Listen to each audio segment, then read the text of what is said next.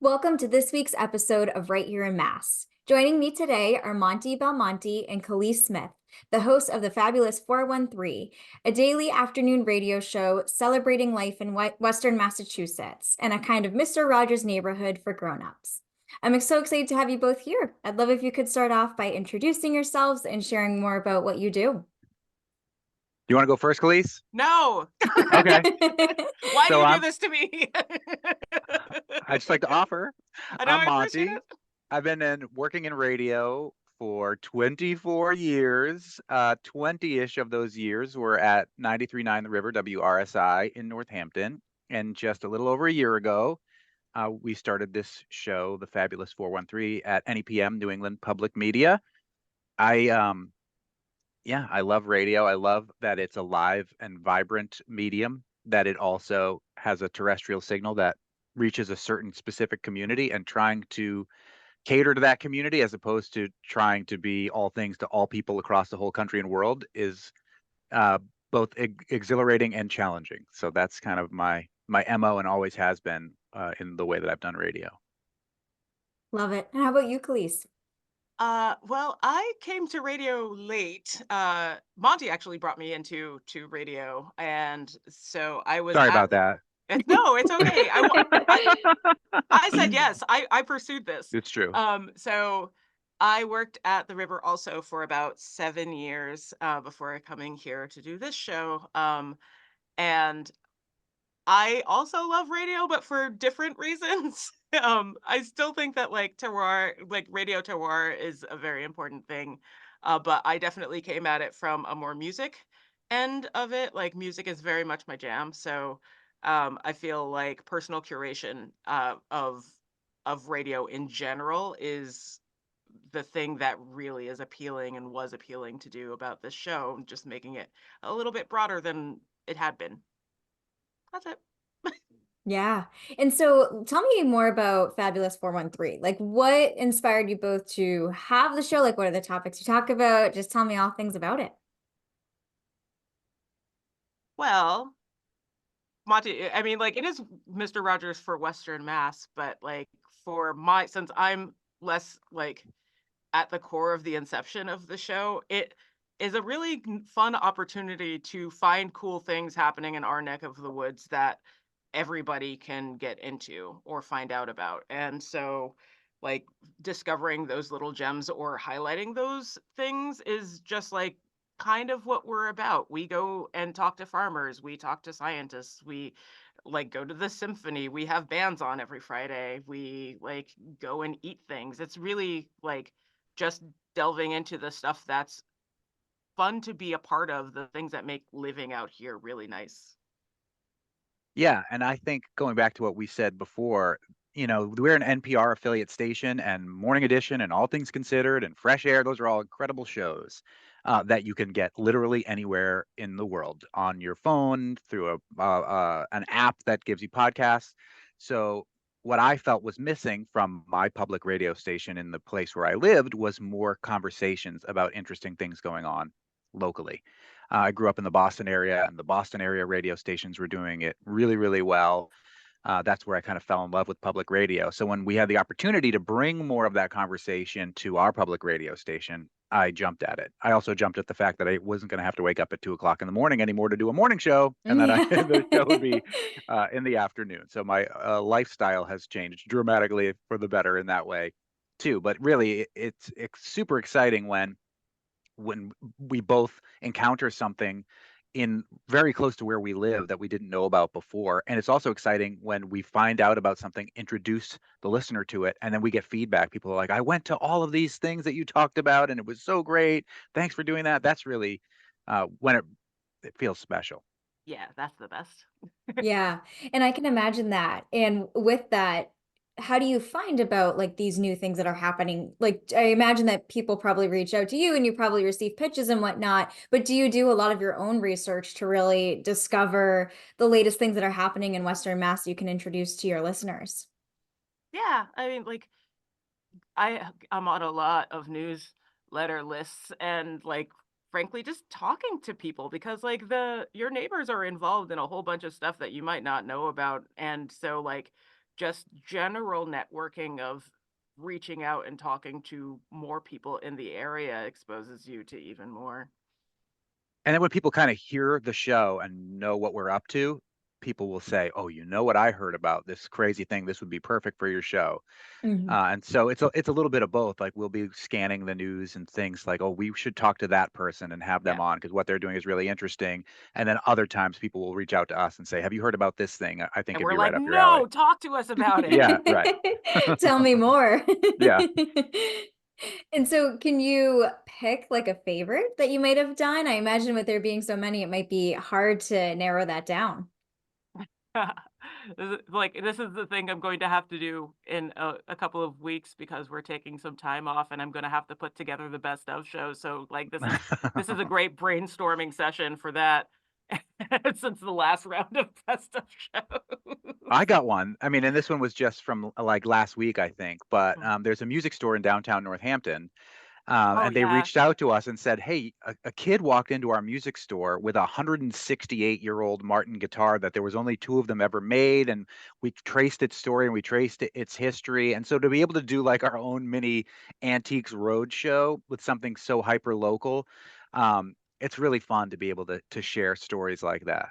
Yeah, and I hate, like, harping back to this, but, like, this woman is just so cool.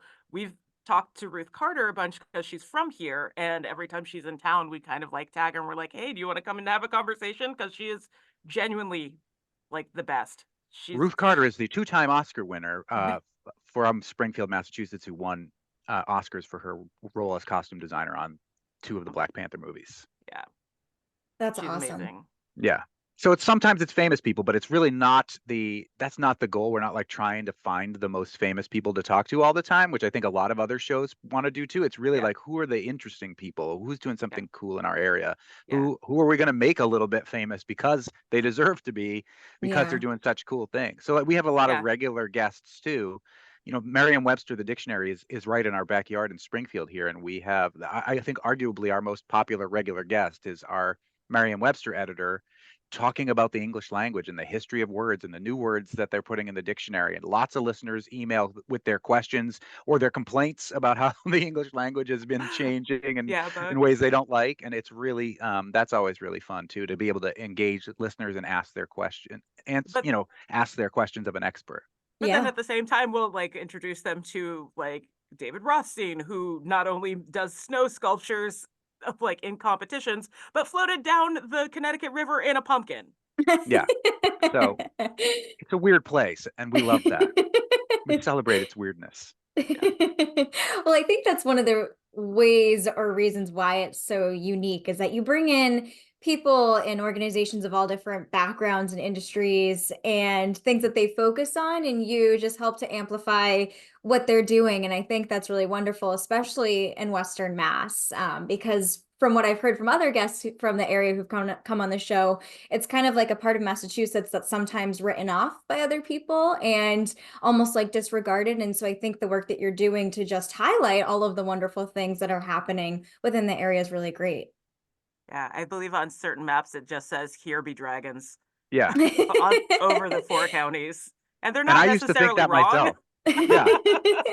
I used to literally call Western Mass a desolate wasteland. And when my now wife was coming out here to get her master's degree, it was a choice between going to New York, Washington, D.C., or Amherst.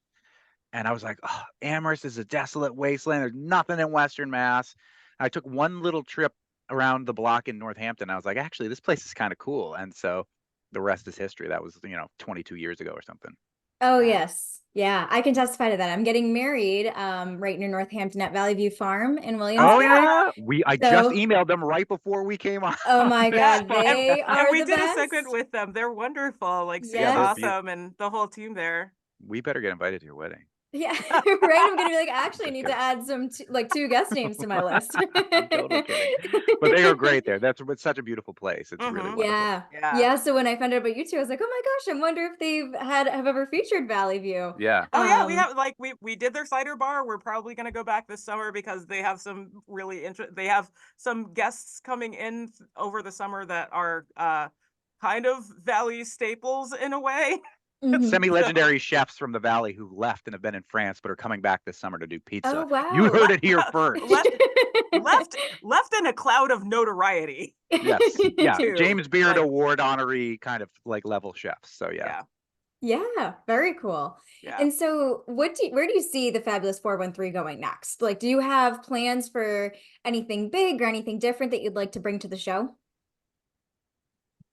No, not, I don't know. I feel like mostly doubling down on this because like it's working and we're connecting with folks. I mean, I'd love to have a little bit more audience interaction besides just on um Congressman McGovern and Emily Webster's day. But you know, like we're still growing. We're only a year old, so like the fact that people know to email us and interact with us in that way, and that people are sending us pitches like actively and like saying hey, and trying to engage with us in that way, I think is really good and inspiring and encouraging of what we're already doing. So I think just doing more of what we're doing, even We're also more, going more. to, we were really involved in the Green River Festival, which happens in Greenfield last year. And we're going to probably be upping our participation to a certain degree in that music festival in the summer, as well as strike pending. Getting more involved in the Wilco Solid Sound Festival at Mass MoCA, which we've been involved with our previous station, but we're hoping to be very, very much involved with that when they come around in June to North Adams. And that's the thing that's been exciting too. When I was at the river and when Khalees was at the river, the signal there really reached from like Northampton to the tip of the Vermont border. And now that we get to explore more in Hampden County, Springfield and Holyoke, and out into the Berkshires and Lenox and North Adams and stuff, that's been exciting too. It's like unlocking a new part of the map. Yeah. And honestly, like kind of introducing the two halves of Western Mass to each other a little Yeah. bit, because like it's hard to get to the Berkshires and vice versa, like get out of there. So each kind of segment of Western Mass is a little insular, and this way we really get to like bring everybody together, like go out to the mountains, go eat here, like go see this like exhibit at this museum because it's really fascinating, and then like to them like come over to this side and see like other symphonies besides the BSO at Yeah. other times of the year. And like do this in the valley, like just at least for Western Mass and the four counties, encouraging that cross pollination to happen. Yeah, and Khalees, you bring up a good point about there being like the two parts of Western Mass, because before I started frequenting more because of wedding planning, like I just assumed that everything was just the Berkshires, like the whole Western Mass was the Berkshires. And then when I drove out there, I'm like, no, you really have like the Springfield, the Northampton, the Amherst, the Hadley, and then the Berkshires are farther out. And so I think it's important for people to know that distinction between the two areas and what they both have to offer, which is so much. Yeah. A lot of Berkshire's people don't believe that like Northampton and Springfield is Western Mass. They think it's Central Mass. So there is this divide, which is really funny to me. And then people in Boston think everything west of Worcester is Western Mass. And they are So, also wrong. yeah. Yes, I'm down on like the South Coast, South Shore. So that's my perspective, is like everything out there. Yeah. Yeah. Yeah. So with the Fabulous 413, I think it's incredible that you've only had it for a year. I thought it was so much longer than that, just because of how many wonderful things that you've done. With that, have you had any things that have happened like with the show that you weren't expecting in a good way? Like you weren't expecting something to happen and it just kind of turned into something more? I mean, Hmm.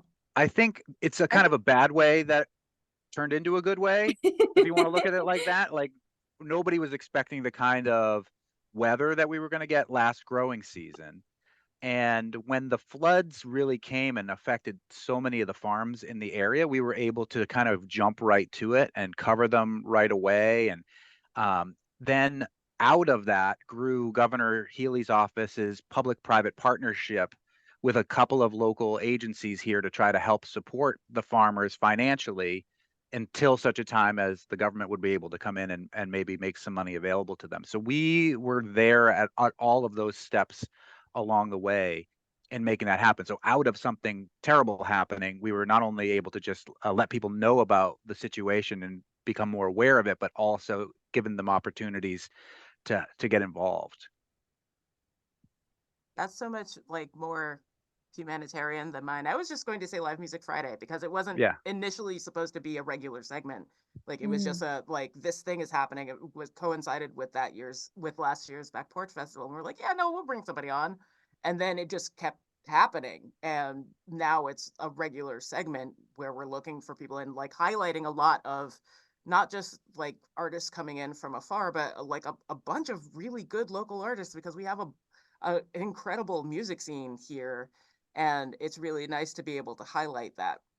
Yes. And that's interesting that it was meant to be just like a one-time thing, but is now turned into a regular segment. What was the reasoning for that? Did you get a lot of positive feedback from people, and that's what made you want to kind of have it as a recurring segment? I think that it was more like Fridays, people are in a specific kind of mood. Yeah. And doing something cool like having live music in, and we almost always have a wine tasting segment on Fridays too. So it's Oh, like, fun. it's a much more relaxed. We try to intentionally make Fridays feel more chill because we are gliding into the weekend. So I Yeah. think that's where a lot of it comes from, and it just made perfect sense. We'll have music. We have live music on days that are not Fridays sometimes Yes. too, but we always try to have it on Fridays if we can swing it. And Yes. now we know that our parent company, WGBH, and the Jim and Marjorie show have stolen Live Stole Music our idea. Friday as a Like name. They for put a capital real. Live Music Friday LMF just And like we're us, like, and we just Oh saw it for the first time last week. no. So we're coming for you, Jim and Marjorie. we're like, that is our they just straight up stole our stuff. Gonna have to get it copyrighted. Yeah. Good luck to us with that. Technically, we're in the same company, so I guess they didn't steal it. They just they Borrowed they borrowed it from the same company. heavily. Yeah. That's great though, with how many ideas that you've had just coming out of things. And Monty, you brought up a good point earlier about how you love how listeners will share like their feedback about things or things that they've done because of what they've discovered through the show. And I imagine that's also probably the opposite too, where if it might be like a new organization or new company, and because they've been spotlighted on the Fabulous 413, that they probably have had really great outcomes for them, whether it's an uptick in visitors or an increase in business. So could you talk a little bit more about that and how that has supported local businesses out in Western Mass? Yeah, I mean, our goal isn't necessarily to drive capitalism. However, Right. when it works, it's great. We had there's an arts organization in Northampton, the Arts Trust, 33 Holly, and we had a couple people on from like an event that they were having. It was a really good community oriented arts and music event, and get the feedback the next week that like we were on your show and more people showed up to that than have ever showed up ever before. And that's just it's good because it's community building. To me, it's more than building commerce. It's Yeah. community building, that showing people that there are ways that they can continue to interact with their community and build a strong community together. Yeah. And that like going and supporting like other businesses and other like institutions in the area really just does it reinforce that foundation. It's Yeah. all about connections, y'all. Yeah. Yeah. I love that. And especially the part of community, because that's so important, especially when people come together. I mean, you can make a bigger impact for the greater good with that. Hmm. Yeah, we were at our other radio station. I think even though it was a commercial station, we were very good at bringing community together for all sorts of different things. And some of those specific things we brought over to this station too. We do a big fundraiser in November for the Food Bank of Western Mass that started out as a ridiculous publicity stunt. You're not allowed to Um, call it that. Started out as, I think I can say Billy's that. gonna come and yell at you Yeah, again. there's a food justice advocate in Springfield that yells at me every time I call it a ridiculous publicity stunt because she does believe that it's a good thing. It is a But good thing. it is also ridiculous where I push a shopping cart 43 miles over 2 days Oh from my from gosh. Springfield to Northampton, and then from Northampton to Greenfield, all to raise money and awareness about food insecurity, hunger, and to try to raise money for the food bank at the same time. And our U.S. congressman goes the whole 43 miles with us for that. Um, Over ebbs and flows throughout the course of the 43 miles, but hundreds of different listeners and participants get involved in that. The governor came for the last couple miles of the last one back in November. So it does go to show you that people want to connect as a community, and our job is to try to present them with as many opportunities as we can think of to do that. And not to like, I mean, you were talking about the farm aid things that were happening in Massachusetts. Like some of that honestly came out of that march. Like, Yeah. yeah, like so, like Tim Garvin wouldn't have been a part of it if he wasn't walking on the march with you. So, like, again, it's all about building connections and building community. Yeah, the head of the Western Mm. Mass office of Governor Healy, Kristen Ellico, has been on the march a bunch of different times. And so when the governor was looking at what organizations that they could work with in Western Mass to help facilitate this fund, she remembered her friend Tim Garvin, who runs the United Way of Central and Western Mass. And so they partnered up and had met on the food bank march before. CISA, which is a local food organization community involved in sustaining agriculture, is also a big part of that march. And so they were one of the organizing bodies of that fund. So yeah, it is about trying to create connections and build a better community. I've said a million times, but we like to say that the Valley in particular, I think, is a bubble. Like there are certain things that we like to feel like maybe we're in our ivory towers of the 5 colleges here, but there are some good things that come out of the fact that we've created this bubble. We inflate this bubble. We're building a community that helps us try to navigate through some of these greater social ills in a different way than gets navigated through, like, say, where I grew up, close to where you are, probably on the South Shore of Boston. You know what I mean?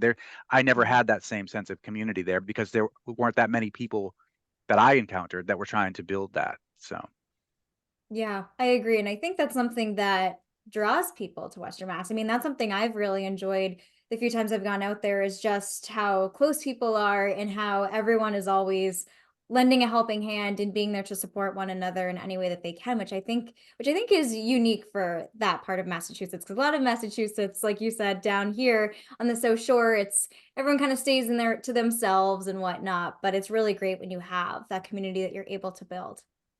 yeah, And so We're with the working on being show, both nice and kind, as yeah, opposed to just kind. yeah, yeah. exactly. With the show, what would you say are some challenges that you might have faced? So you've had a lot of great outcomes from the show and really great feedback that you've received, but what are some challenges that you may have gone through?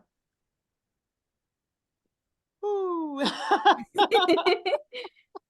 I mean, there are some people that don't like our style because we're kind of very non-traditional public radio, and I don't know if Very. that's a challenge. I think it might be more of a challenge for the listener than for I feel like us. that's But more just like stylistic differences. Like there is yeah, definitely there are people who yeah, there are people who don't like the jump cuts, which I think are hilarious. That's a very modern thing and very non-NPR things.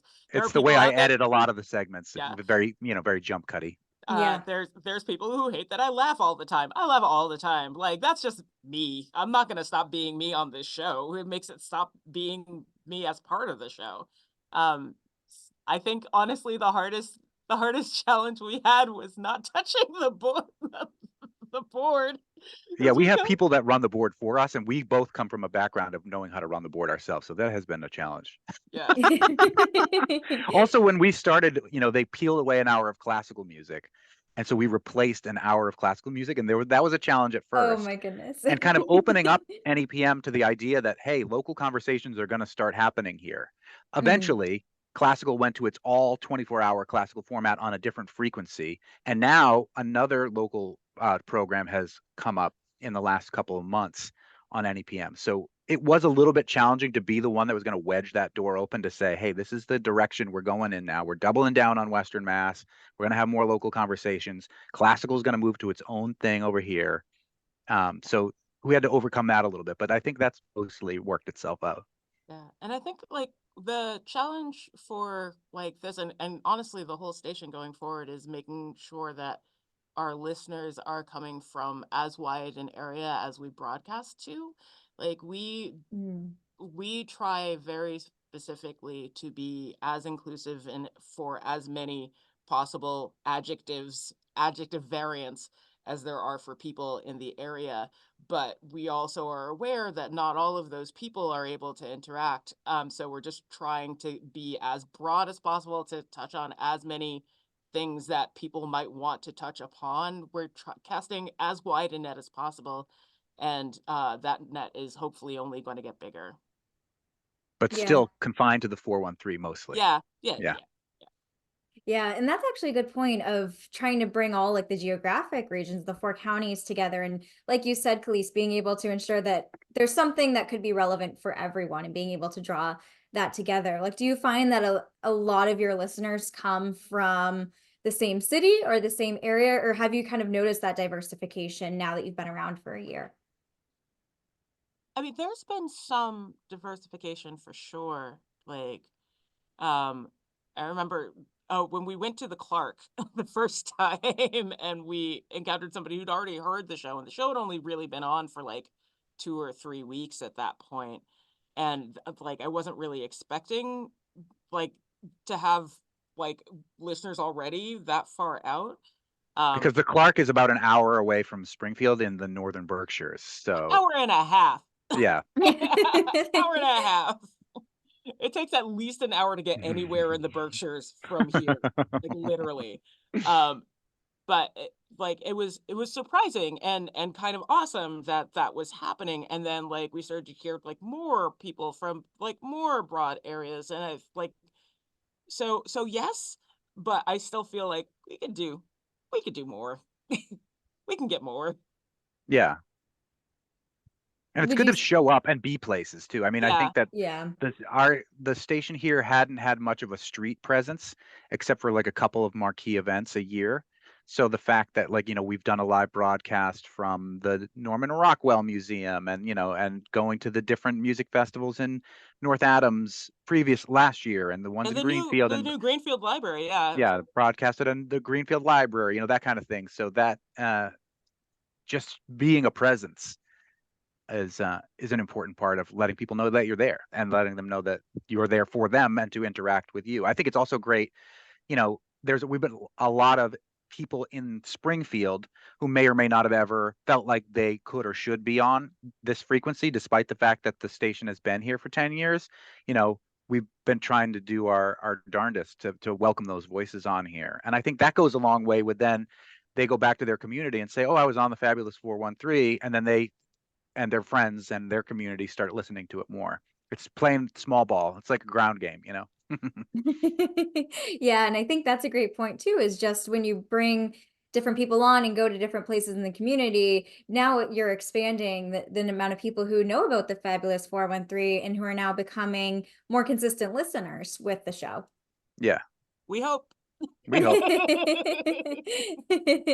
And to pivot things a little bit from your show to public radio in general, for anyone who's listening to this episode who is potentially interested in pursuing a career in public radio, what advice would you have for them with getting started?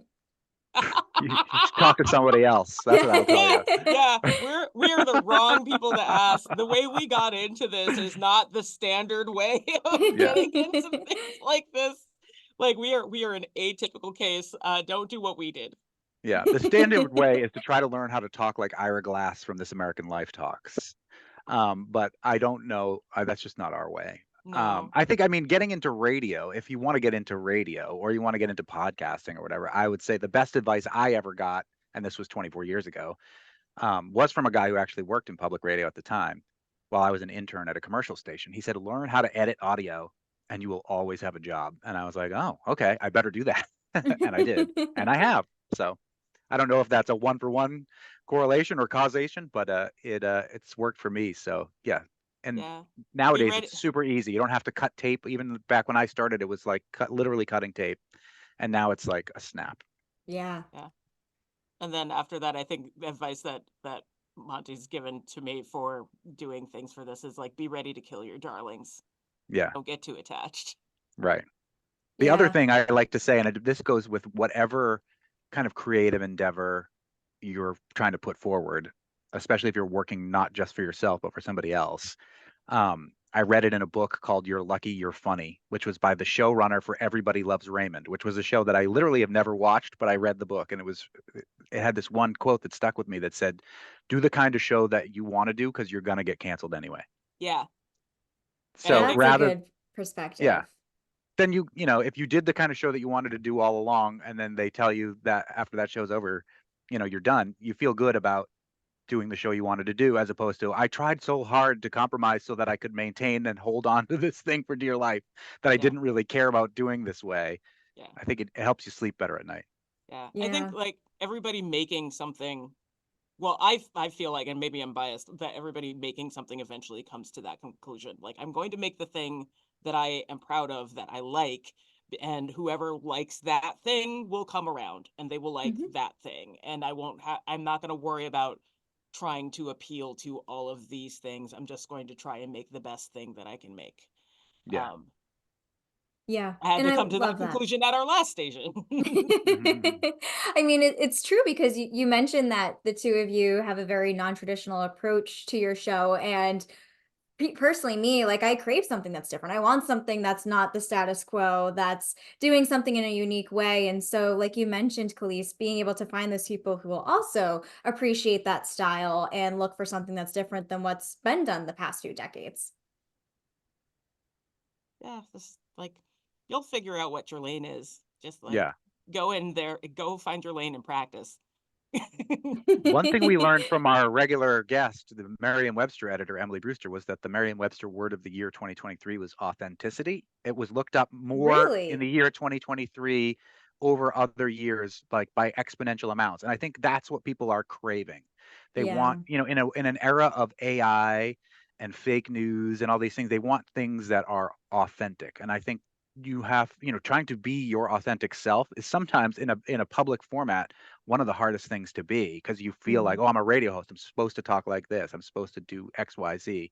But trying to find that authenticity, I think, when you do find it, people start to relate to it. absolutely. I love that. As we get closer to the end of our episode, one of my favorite questions to ask our guests is what their favorite local businesses are to support. So I'd love to hear the places that you two frequent and you two love the most, which might be challenging knowing how many places you visited. Yeah. You we know, could- we could break it down by county. We could do I it by beer You and could do wine. that. We could do it by food. I don't know, how do you want to do it? You want to go first, Khalees, or? oh no. I mean, my brain, I knew this was coming, and I've been trying to figure it out ever since. Yeah. Uh, but I think like one of the ones I'm going to shout out is Comics and More in East Hampton, which is one of the last remaining like comic comic shops. Doesn't branch out, like doesn't do the extra stuff, doesn't do like role-playing games or board games or anything, like pure comics and graphic novels. And they have an incredible selection, they curate well, they bring in authors, they're like staunchly for the people. And they do fantastic work in East Hampton. Awesome. One of my favorite places on earth, and we actually haven't had them on the show yet, but we definitely should, is the Montague Book Mill, which I it's love them just, so much. yeah, it's a used bookstore, like right on the river in the town where I live in Montague, with a cute little cafe called the Lady Killigrew. And when a nice spring or summer day, being out there and sipping wine or drinking coffee by the river, watching the sea lamprey try to climb up there and spawn and die, while you're rummaging through musty old books. Is there It's a great place. is there still a Turn It Up there? Because like There is still a Turn It Up Records and shout out CDs to, there too. Yeah. like secondary shout out to Turn It Up, who like just I for years were this one store that were bringing in Japanese imports, like just carte blanche. And so I would go in and buy a lot of things in names I could barely read and get exposed to a whole lot of extra really cool music. I feel like we should mention a place in the Berkshires, because we've been like all over the valley at this point. Um, well, we love Dare Bottle Shop and We do Provisions love. in Lenox and now Great Barrington. They are a great little wine shop there, and Mary and Ben Dare, who run that, are excellent. They're one of our regular wine tasters on those Fridays that we mentioned. I love the Yeah, Berkshire Botanical Gardens. yeah. I I love love Ooh, that sounds like a Masmoka, cool but wait till the place. strike is over. Yeah, the Berkshire Botanical Gardens is wonderful. The grounds are open year round. They do a lot of programming. They do a lot of classes so that you can get your garden in order. Like come May, they'll have their plant sale, and it's just really, really wonderful. And like they've been teaming up with Dare Provision Bottle Shop and Provisions to do like wine tastings and dinners, which are really, really cool. And we love in Springfield, White Lion Yep. makes great beer, and cool, fun spot with food from Jackalope, which is right around the corner, and they have a great bar and a great menu in their own restaurant there. So that's one of Also, our the owner of White Lion, Ray Berry, has come to our rescue so many times. yeah. Like We need literally, like that man's involved in so many things, and a bunch of times when we've been trying to get in contact with someone, Ray Berry has put us in contact with them, and he's just like genuinely the best. That's yeah, the he's awesome. perfect person to have in your corner. Yeah. Totally. Well, awesome. I'm gonna have to check all of these spots out. I love that you two shared kind of like all across the board in terms of types of shops and also their locations. Very cool. Yeah. Trying. Well, thank you both so much for coming on the show. I'd love if you could share with our listeners where they can find you online in case they'd like to connect with you further. Sure. You can always email us at thefab413@nepm.org, and you can stream our show through our podcast at prx.org or nepm.org and all of the normal places you get podcasts. Yeah. And if you're in the Springfield area, we're on 88.5, and there's a bevy of other frequencies in the 4 counties that you can catch us live weekday afternoons from 3 to 4. Yep. Awesome. And I will include those links in the show notes. That way our listeners can click through and listen and connect with you both from there. But thank you so much again for coming on today. Thanks for having us.